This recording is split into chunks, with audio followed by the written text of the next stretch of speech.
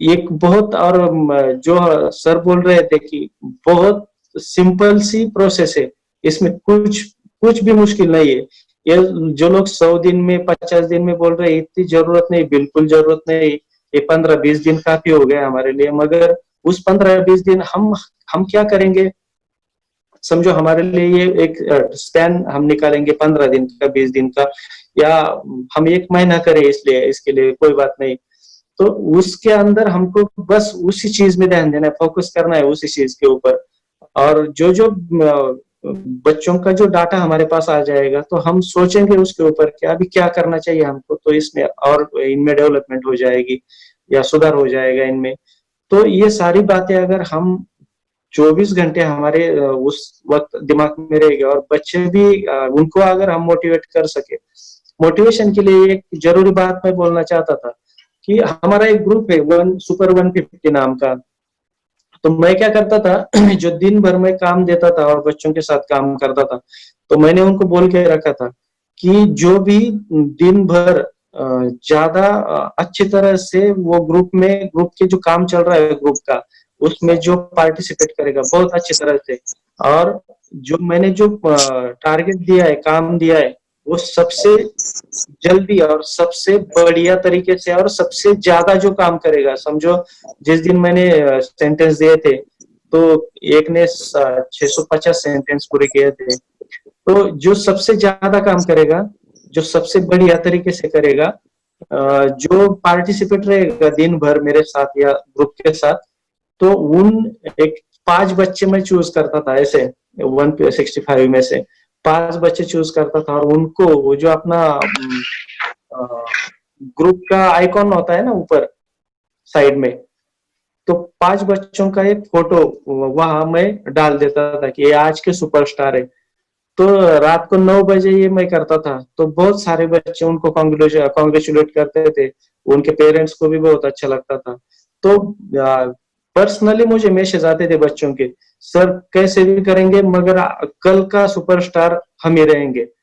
तो ये ऐसा एक होड़ लगी थी, जिसको हम पॉजिटिव होड़ बोल सकते हैं, ऐसी होड़ लगी थी। तो ये मोटिवेशन देने से, हमारे ऊपर उनका भरोसा होना चाहिए, वो होने से इतने अच्छे तरीके से जाता है ये काम आगे। कोई मुश्किल नहीं इसमें, कुछ भी नहीं। मैं हमारे बच्चों के वीडियोस मैंने आदरणीय सर जी के व्हाट्सएप पे भेज दिए, सर आपको भेज देंगे वो वीडियो। 15 दिन का अगर इतना अच्छा रिजल्ट है, तो अगले 15 दिन में जब बच्चे और प्रैक्टिस करेंगे, तो मैं खुद हैरान हूँ, पेरेंट्स हैरान है कि यार कैसे हो गया ये, 15 दिन पहले क्या था और आज क्या है। पेरेंट्स फोन कर रहे हैं मुझे कि ये कैसे पॉसिबल हो पाया। तो पॉसिबल है, बिल्कुल आसान है, और ये आपके सबके सामने है। इंग्लिश के लिए बस अभी इतना ही। कुछ अगर क्वेश्चंस है तो पूछिए, या फिर सर बोलेंगे आगे। हाँ, तो हम बात ये कर रहे थे कि बच्चों की सीखने की गति है, उसको हम अभी तक स्कूल व्यवस्था या एजुकेशन व्यवस्था ने समझा नहीं है। और अंतरराष्ट्रीय शिक्षा विचार, हम लोग अंतरराष्ट्रीय शब्द इसलिए जोड़ते हैं इसमें कि हम लोगों ने जो पेडागॉजी डेवलप की है कि शुरू में ये 6 बिंदुओं पे काम करो, 6 नुस्खे जो सुनील जी बोलते हैं लक्ष्य वेध में, इस पे काम करो। तो ये सिलेबस वगैरह है ना, जो साल साल भर अपना पूरा नहीं होता है, हम सब परेशान रहते हैं, वो जल्दी खत्म हो जाता है क्योंकि चुनौती देते हैं और ग्रुप लर्निंग वगैरह होती है। तो और दत्ता के स्कूल में वाबड़ेवाड़ी में 3 महीने में खत्म हो जाता है। एक्चुअली वहां का हर बच्चा 2 क्लास आगे चलता है। अब जब बच्चा 2 क्लास आगे चलता है तो स्कूल लगने लगी तो करेंगे क्या?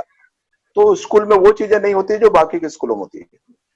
वहां पे वो चीजें होती हैं जो बाकी के स्कूल सोच भी नहीं सकते। तो क्या चीज नहीं सोच सकते? तो कंप्यूटर प्रोग्रामिंग नहीं सोच सकते अभी। अब तो एक दिन मैंने यही न्यूज पढ़ा मेरे घर में मुंबई में, अमेरिका इंग्लैंड ने अपने पहली कक्षा के बच्चों को कंप्यूटर प्रोग्रामिंग सिखाना शुरू कर दिया। अब वो पढ़ा और फिर मैंने दत्ता को फोन किया कि दत्ता ये लोग ऐसा पढ़ा रहे हैं और तुम अपने स्कूल को अंतरराष्ट्रीय बोलते हो, तो अमेरिका इंग्लैंड के बच्चे हमारे बच्चों से आगे तो नहीं रहना चाहिए ना। तो इसने कहा कि सर बिल्कुल मैं मानता हूं कि मेरे बच्चे आगे मतलब पीछे नहीं रहना चाहिए उनसे, लेकिन अभी 6 साल की उम्र के बच्चों को तो मैं अभी अंग्रेजी भी नहीं सिखा पाया हूं, लेकिन मैं 6वीं से 9वीं के बच्चों को मैं सिखा दूंगा कंप्यूटर प्रोग्रामिंग। तो फिर इन्होंने शुरू किया। तो वो बहुत रोचक कहानी है, 2-3 मिनट में लेता हूं, उसके बाद सारा प्रश्न और उत्तर दत्ता के साथ होगा, है ना। तो रोचक कहानी क्या है उसमें, इन्होंने कोई कंप्यूटर प्रोग्रामिंग जानने वाले व्यक्ति को बुलाया, कुछ मान दे दिया होगा, और ये सभी 150 बच्चों का जो सुपर 150 ग्रुप है, ये बच्चों का ग्रुप है ना। सुपर 130 जो आनंद कुमार का है ना, जो बिहार वाला, तो उस नाम से सभी बच्चे आजकल सभी इसको सुपर 130 सुपर 30 ऐसा बनाते रहते हैं। तो ये 150 बच्चे हैं 6वीं से 9वीं में, ये 100 इन बच्चों का ग्रुप है सुपर 150, इसमें शिक्षक लोग भी। तो वहां पे ये चर्चा करते रहते हैं, और वो शिक्षक जो आया वो कंप्यूटर प्रोग्रामिंग सिखाना शुरू किया। उसने बोला कि 2 कंप्यूटर प्रोग्राम सीख लिए तो आपका कंप्यूटर प्रोग्रामिंग का काम हो गया। तो उसने सिलेबस रखा C++ और जावा, ये 2 सिखाऊंगा। शुरू हुई बात, सेशन चलने लगे। तो जब सी प्रोग्रामिंग पूरा हो गया, प्लस प्लस बाकी था, तो ये सुपर 150 में बच्चे खोजने लगे कि ये C++ और सी में फर्क क्या है। तो कुछ बच्चों ने खोज निकाला कि सी और C++ में 24 फर्क है। फिर अब ये फर्क है, तो क्या इन फर्क के बारे में हम खुद सीखने के लिए कुछ कर सकते हैं। तो और कुछ बच्चों ने निकाल लाया कि यदि सी का प्रोग्राम उपलब्ध हो तो क्या करने से वो C++ में कन्वर्ट हो जाता है। और ये सब सुपर 150 में बच्चे शेयर कर रहे थे। तो एक दिन बच्चों ने कह दिया कि सर सी हो गया है तो C++ मत पढ़ाइए, क्योंकि हमको पता है सी कंप्यूटर प्रोग्राम होगा, उसको C++ में हम कैसे कन्वर्ट कर सकते हैं। फिर उन लोगों ने वही जो चुनौती की बात हम लोग यहाँ करते हैं, तो हम चुनौती की बात करते हैं, अपना सिलेबस पूरा कर लो, अगला पार्ट पूरा कर लो, इस पार्ट पे प्रश्न बना लो। वहां पे बच्चों ने चुनौती लिया कि एक पूरे स्कूल के सभी लोगों को एक साथ बुलाओ और हमको सी के प्रोग्राम देते जाओ और हम उसको C++ में कन्वर्ट कर करके आपको बताते जाएंगे। तो एक दिन वो चुनौती का प्रोग्राम रखा इन लोगों ने अपने स्कूल में, और बच्चे सफल हुए। सब 100-150 प्रोग्राम दिए गए, सबको कन्वर्ट करके दे दिया। फिर उस शिक्षक को ने बोला कि सर अब C++ मत पढ़ाइए। ये सब चल रहा था, तभी बच्चों ने ये खोजना शुरू कर दिया कि C++ आता है तो जावा सीखना कितना जरूरी है। ये सब यूट्यूब में सीख रहे थे। तो उनको उत्तर मिला कि जावा सीखने की जरूरत नहीं है। तो फिर उनने ये खोजा कि C++ सीख जाने से पूरी कंप्यूटर की दुनिया सीखी जा सकती है क्या, जावा भी नहीं सीखना है तो करना क्या है, और इतने सारे प्रोग्राम बने क्यों हैं फिर दुनिया में। तो उनको उत्तर मिला कि दुनिया के अलग अलग देशों में अलग अलग समय में अलग अलग कंप्यूटर प्रोग्राम पॉपुलर रहता है। बाकी काम तो सब वही सब होता है, लेकिन पॉपुलर कोई प्रोग्राम रहता है। ये बच्चों को मिला। तो शिक्षक तो आउट हो गया, क्योंकि सी सिखाया तो C++ सीखने की जरूरत नहीं है, C++ सीख लिया तो जावा सीखने की जरूरत नहीं है। फिर इन बच्चों ने ये देखा, खोजा कि आजकल इंडिया में कौन सा प्रोग्राम पॉपुलर है, तो इनको मिला पाइथन।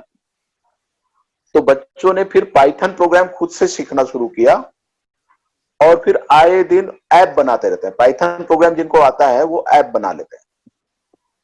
तो कोई भी प्रॉब्लम बोलो, उस पर ऐप बना के खड़े हो जाते हैं बच्चे।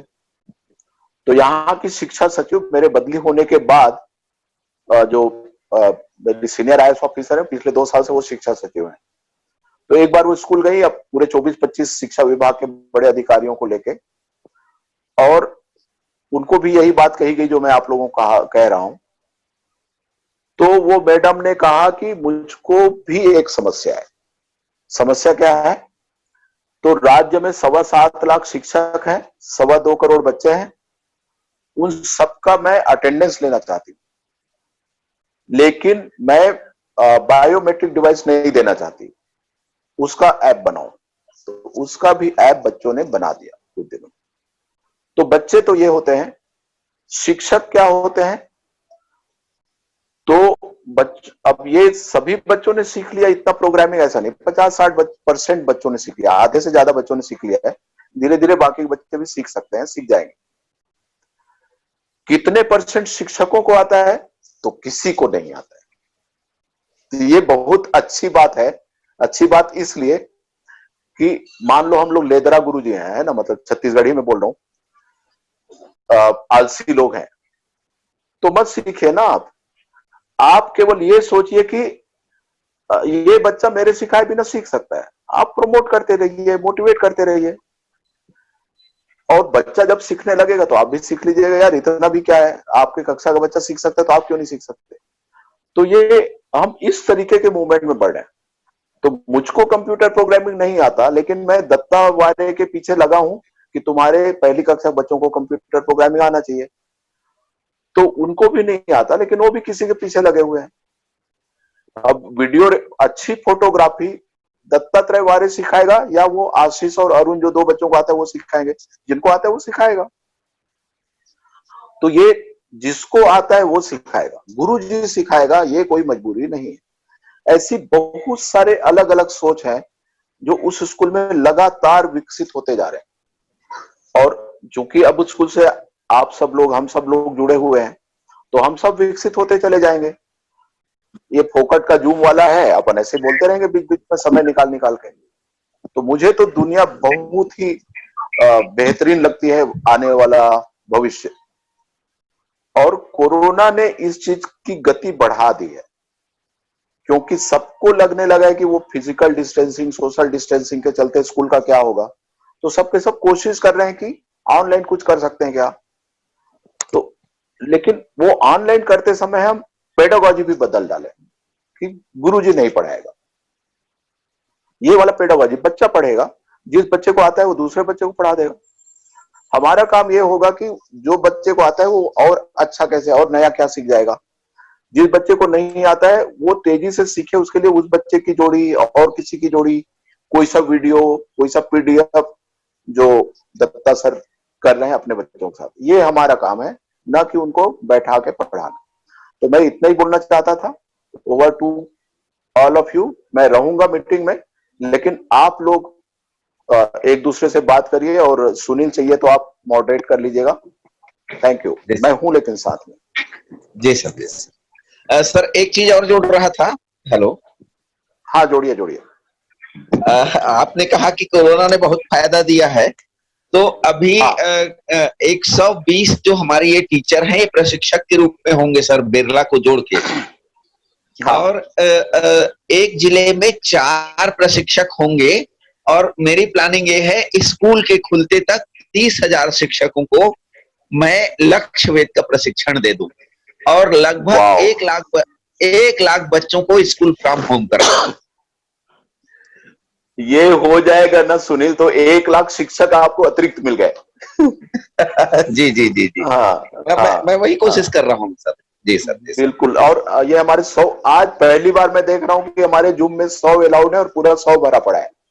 मैं बहुत खुश हूँ। जी sir, thank you, thank you. बहुत खुश हूँ। चलिए आगे बढ़िए आप लोग। बहुत स्वागत है सर आपका, और मैं जितने प्रशिक्षार्थी हैं उनसे आग्रह करूंगा कि दत्तात्रेय सर से आप अपना प्रश्न रख सकते हैं। जलतारे जी जी बिल्कुल सर। सुजाता मैम कुछ कहना चाह रही हैं। Sujata ma'am ji mike on कर लीजिए, वीडियो भी ऑन कर लेंगे।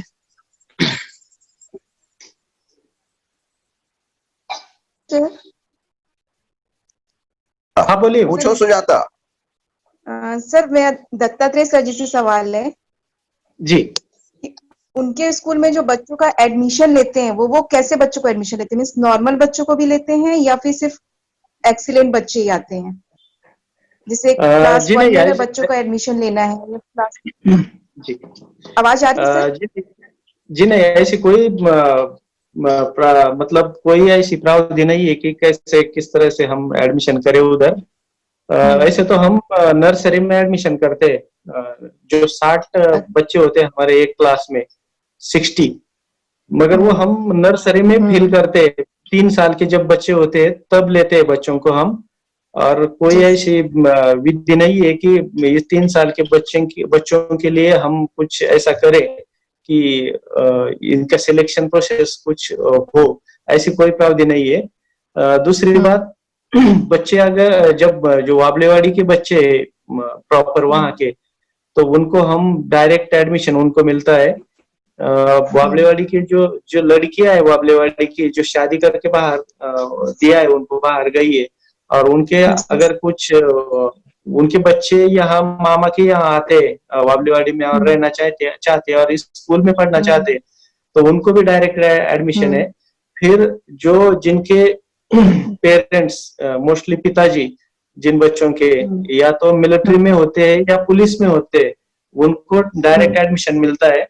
और जितने 60 में से अगर ये 35 हो गए या 40 हो गए, तो 20 सीट्स हमारे वेकेंट है, वो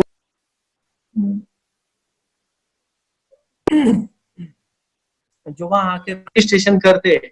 तो जितने भी रजिस्ट्रेशन हुए कि अगर मानो कि 400 रजिस्ट्रेशन हुआ है उस वक्त, तो 400 बच्चों को उनका लकी ड्रॉ करके हम वो 20 सीटें भर देते हैं।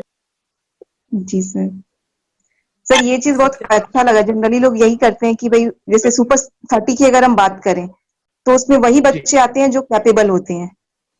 हाँ, लेकिन आपके स्कूल की बहुत अच्छी लगी सर। एक तो कैपेबल हम 3 साल में हम नहीं देख सकते उनको कि कौन कैपेबल है और नहीं है, हम तो 3 साल के बच्चों का एडमिशन करते। तो ये ऐसी सीधी सिस्टम है कि जिसमें कुछ ऐसे कोई खास ये नहीं है, खास तरह की मैं भी बोलना चाहूंगा दत्ता, इसमें मैं भी बोलना चाहूंगा। ये दत्तात्रेय वारे का जो स्कूल है वो काफी सफल हुआ है, उसमें दत्तात्रेय वारे की काफी मेहनत है ही। लेकिन जब अंतरराष्ट्रीय स्कूल बोलते हैं, तो मैं जब शिक्षा सचिव था उस समय हमने ये डिजाइन किया था मॉडल, और इसमें ये था कि शुरू में हम ऐसे 100 स्कूल पायलट करेंगे और बाद में राज्य के 100% स्कूलों को ऐसा कन्वर्ट करेंगे। उस डिजाइन का पार्ट है, इसलिए आपके राज्य में हम 100% स्कूलों की बात करते हैं। तो इसमें बच्चों के चयन की बात नहीं थी, हर बच्चे को अंतरराष्ट्रीय दर्जे का शिक्षा मिलना है। तो अमेरिका, अब जब मैं बोलता हूँ अमेरिका स्तर का स्कूल, तो अमेरिका का हर बच्चे को मिलता है ना जो एजुकेशन, वही मिलेगा ना छत्तीसगढ़ के हर बच्चे को, वही मिलेगा महाराष्ट्र के हर बच्चे को, वही मिलेगा भारत देश के हर बच्चे को। तो यहाँ पे चयन बिल्कुल नहीं है, ये नवोदय नहीं है ये। और नवोदय इस तरीके से गलत मॉडल है कि जिले में एक ही स्कूल खोलेंगे और चुने हुए बच्चों को करेंगे। अब शिक्षा का अधिकार कानून है, तो 100% बच्चों को शिक्षा का अधिकार है और 100% बच्चों को गुणवत्तापूर्ण शिक्षा का अधिकार है। उस डिजाइन का पार्ट है ये अंतरराष्ट्रीय शिक्षा। उसका ट्रेनिंग आप लोग ले रहे हैं। हाँ, वही ले रहे हैं, है ना? ठीक, हाँ बिल्कुल। सर मेरा यही कहना था कि अगर अच्छे बच्चों को तो सभी अच्छा बना लेते हैं, लेकिन हर बच्चों को अच्छा बनाना वही तो मेन चैलेंज है ना, जो कि अब हम लोग कर रहे हैं। आपको ट्रेनिंग हम इस पे दे रहे हैं मैडम, हम लोग डीपीएस वालों का ट्रेनिंग नहीं दे रहे हैं आपको, है ना? जी सर, थैंक यू सर। अमीरों के बच्चों को भी नहीं है, केवल गरीबों के भी बच्चों को नहीं है, केवल एससी के बच्चों को भी नहीं है, केवल एसटी के भी बच्चों को नहीं है, ये मनुष्य के बच्चों का है। इसमें कुत्ते बिल्ली के बच्चे अलाउड नहीं है, मनुष्य का बच्चा बस, है ना? Thank you sir. चलिए, thank you sir. Thank you. Shraddha ma'am, आपका सवाल करिए। श्रद्धा मैम,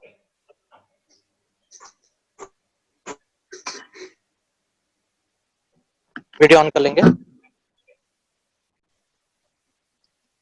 श्रद्धा बोलो। सर इसके पश्चात मेरा हाँ, आपका क्वेश्चन पहले। आनंद आप बोलो, आप बोलो। जी सर। सर मेरा ये कि जैसा मुझे जानने को मिला कि आपके स्कूल में 3 महीने के अंदर जो सिलेबस है वो कंप्लीट हो जाता है, तो सर मैं ये जानना चाहता हूँ कि आवाज बच्चों को क्या और कैसा, आवाज कट रही है। आनंद, आवाज को ठीक करो थोड़ा सा। वीडियो ऑफ रखो, वीडियो ऑफ कर लीजिए आनंद। हाँ, वीडियो ऑफ कर लेता हूँ, वीडियो कर लेता हूँ। हाँ सर, हमारे सर मेरा ये सवाल है आपसे कि जैसे कि मुझे ये जानकारी मिला कि आपके स्कूल में 3 महीने में सिलेबस कंप्लीट हो जाता है, तो सिलेबस कंप्लीट करने के बाद बाकी के समय में आप बच्चों को क्या और कैसा पढ़ाते हैं, जानना चाहता हूँ खासकर प्राइमरी लेवल में। जी और इसके बाद दूसरा सवाल ये है कि जो स्लो बच्चे हैं, जैसे कि हम जानते हैं कि हमारे स्कूलों में बहुत से ऐसे बच्चे होते हैं जो स्लो लर्नर होते हैं, तो ऐसे बच्चों के लिए आपकी क्या रणनीति होती है? ये मेरा 2 सवाल है सर। जी सर, एक दूसरे सवाल का जवाब मैं पहले दे देता हूँ सर। जी सर। ये जो स्लो लर्नर बच्चे हैं, तो जिनको हम अप्रगत बोलते हैं, ऐसे बच्चे होते नहीं। ये हमारे सिस्टम का फेल्योर है कि हम ऐसे बच्चों को अक्सर देखते हैं स्कूलों में। ये थोड़ा सा कोई जल्दी सीख सकता है, थोड़ा सा कोई स्लो सीख सकता है, ये तो नेचुरल है। मगर ये बातें हम एक पैरेलल सिस्टम, जो हमारे विषय मित्र की पैरेलल सिस्टम होती है ना, पीयर लर्निंग की, उसके ऊपर छोड़ दिया तो इसको हमको देखने की जरूरत नहीं पड़ती है। स्लो लर्नर को वो हम उनके साथ लेके कब आते हैं हमको भी पता नहीं चलता।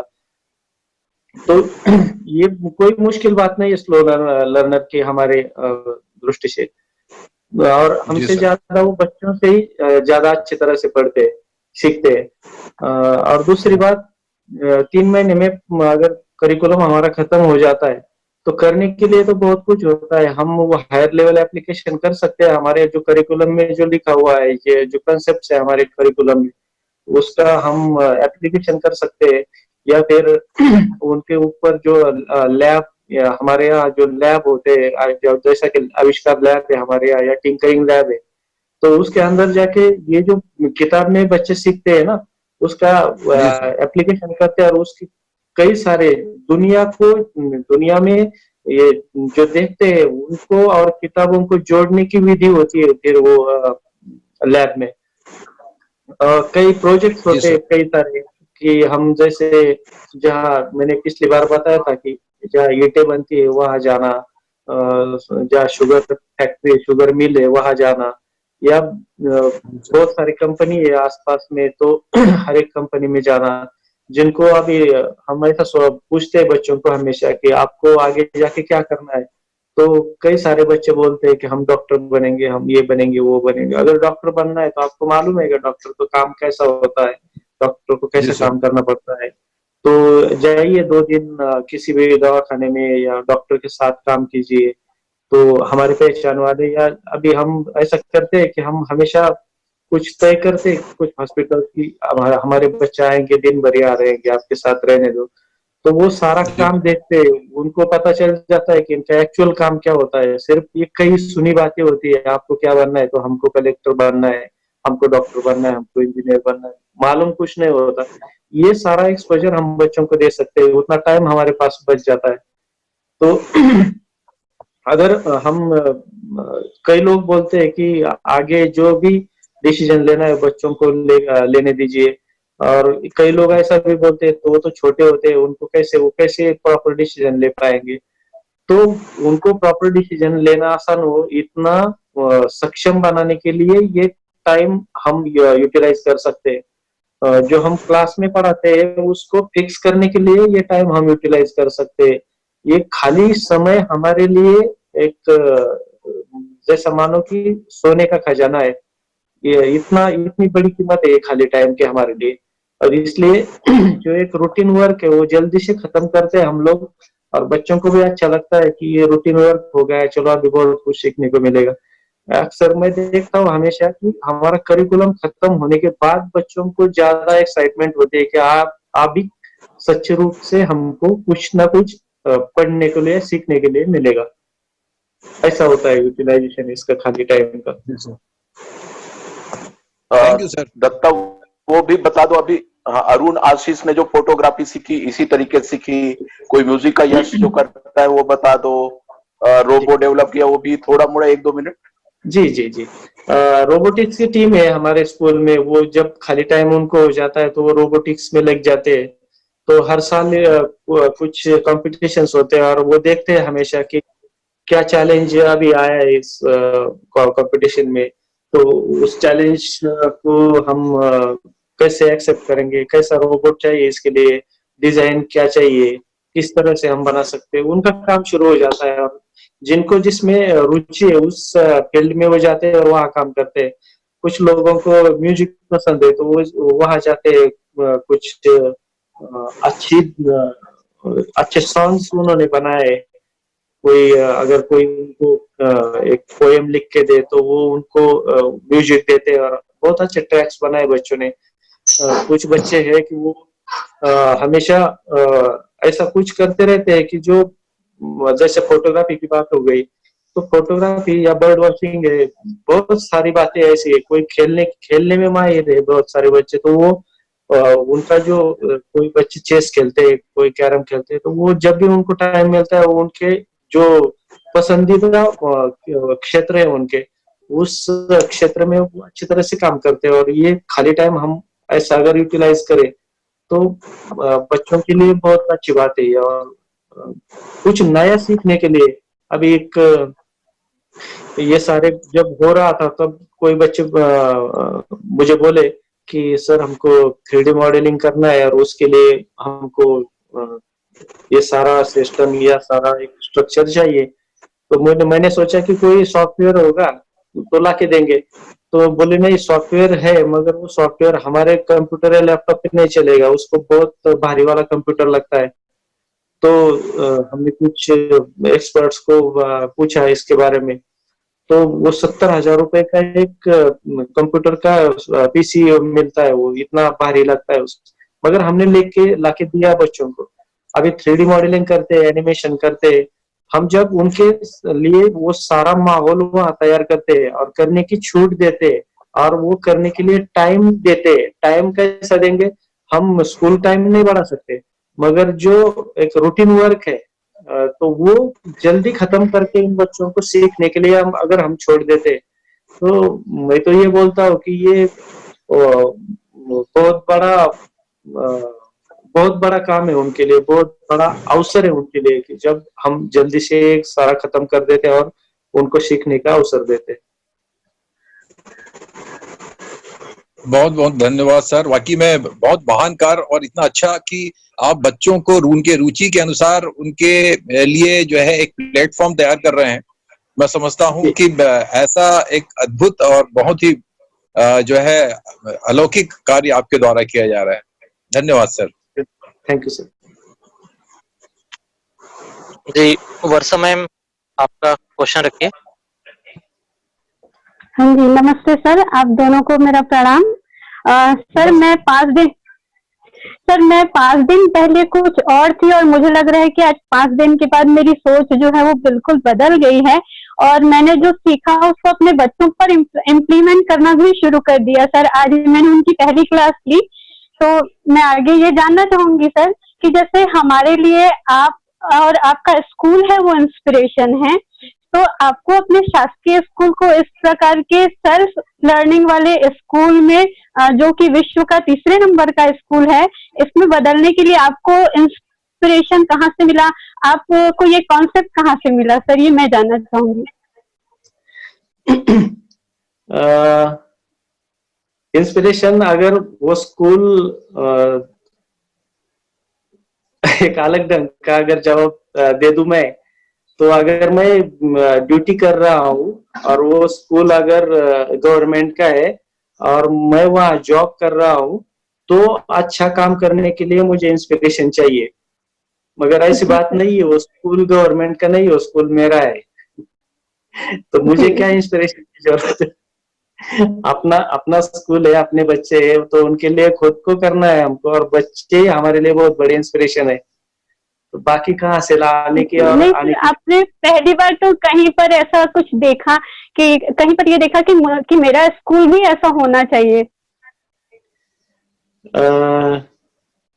ऐसा ज्यादातर चीजों में ऐसा नहीं हुआ है। इसके बारे में सर ही बताएंगे।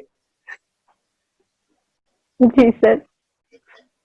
नहीं दत्ता, 2000 आप पहले जाते गांव के स्कूल में थे तब कर रहे थे, तो मैं तो थोड़ा बता दूंगा। जैसे हम दोनों एक ही टाइप के आदमी हैं। दत्ता ज्यादा मेहनत करता है, मैं थोड़ा कम करता हूँ, है ना। तो मेरा क्या है कि भारत देश का हर बच्चा दुनिया का बेस्ट एजुकेशन ले, ये मेरे दिमाग में फिट कर लिया है ना।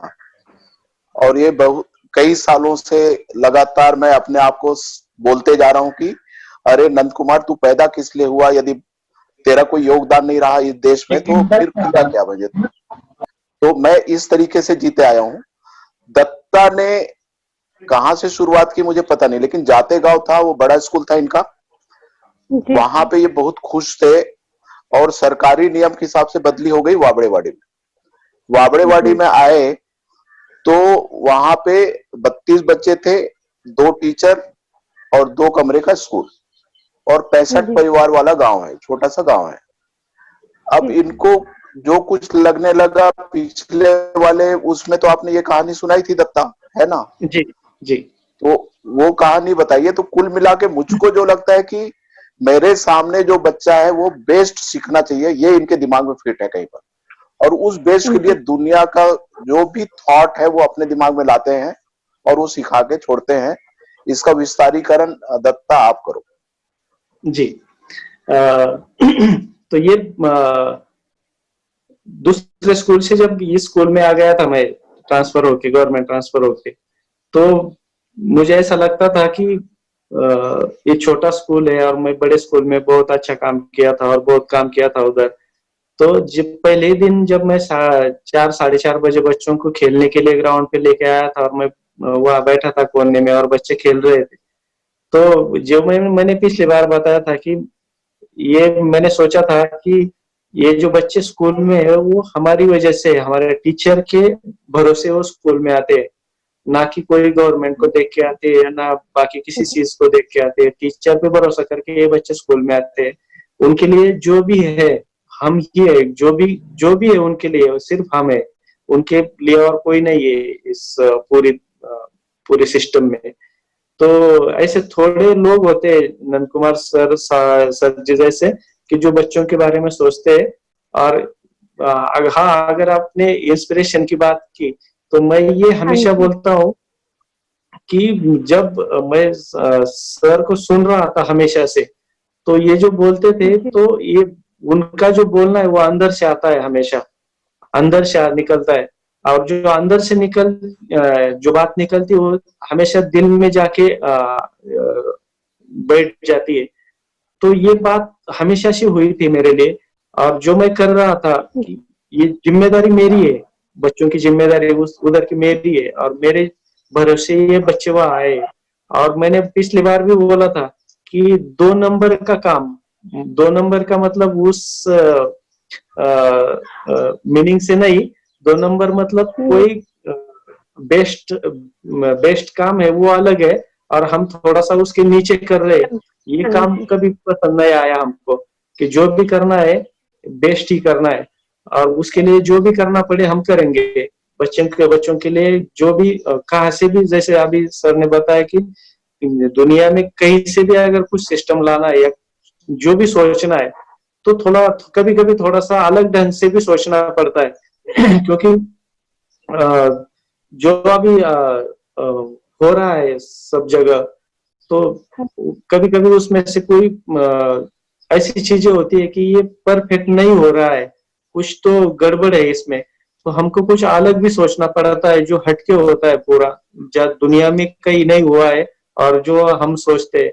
और वो वही टीचर सोच पाता है जो 24 घंटे दिन रात स्कूल का और बच्चों का ख्याल उसके दिमाग में हो। और उसके लिए ये सोचना और ये इन्वेंशन करना बहुत बड़ी बात नहीं है, वो तो ऐसे ही आ जाता है चलते चलते। बस वो सोच हमारे दिमाग में एक बार हमको फिक्स करनी चाहिए कि मेरा काम ये है और हमेशा के लिए मैं यही करूंगा, और जो भी अच्छा करना है उसके लिए जो भी करना पड़े मैं करूंगा। ये एक बार हमने ठान ली तो मुझे ऐसा नहीं लगता कि कोई भी चीज हमको हमारे कार्य को पूरा करने में रोक सकती है।